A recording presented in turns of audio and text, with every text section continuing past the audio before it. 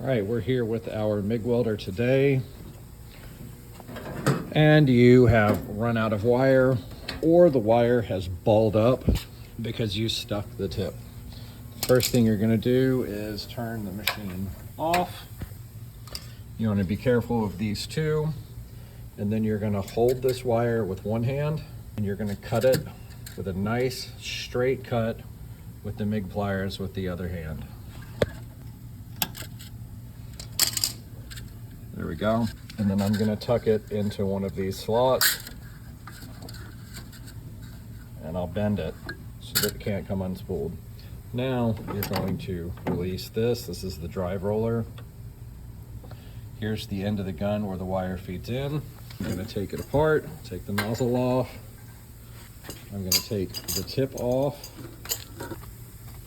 In this case, I've taken the whole assembly off because they've messed up the threads on this by not following instructions. And then I can just simply pull the wire out.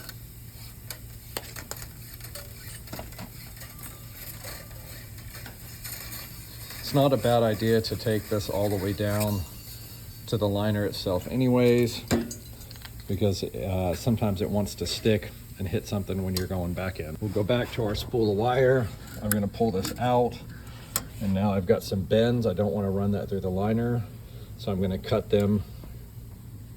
I've got a nice straight little clip right there. I'm going to insert this through here. Sometimes this does get clogged up with dust. So this is one of those times. You might have to take this out.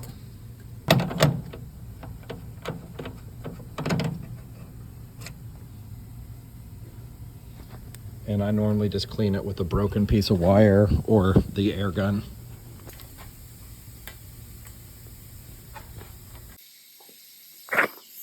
All right, so I used a little piece of wire and I went in through this side, and here's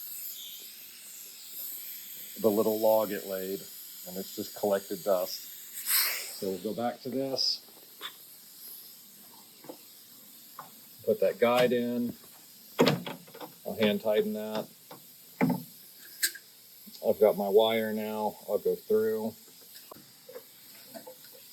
and then I've inserted it right into the end of the gun. The other thing is you want to make sure that this is very close to the drive roller. Sometimes it becomes loose and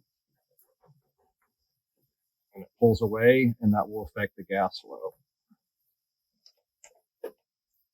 So what I want to do is I want to feed this wire in for about a foot by hand. Right. There also needs to be a stop on here that prevents this from rolling off. I'm going to close this. I'm going to keep this open. I'll turn the machine on. I'm going to straighten the lead. No loops. And then I'm going to hold the trigger and watch the wire spool.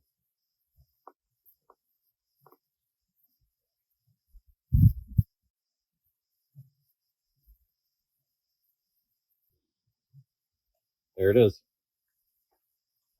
Now we're just going to assemble the gun as we did previously.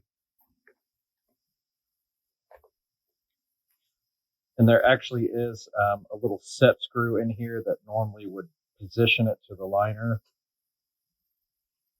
But assuming that you've done everything correct, it's just going to be installation in reverse of removal. We'll put our nozzle back on.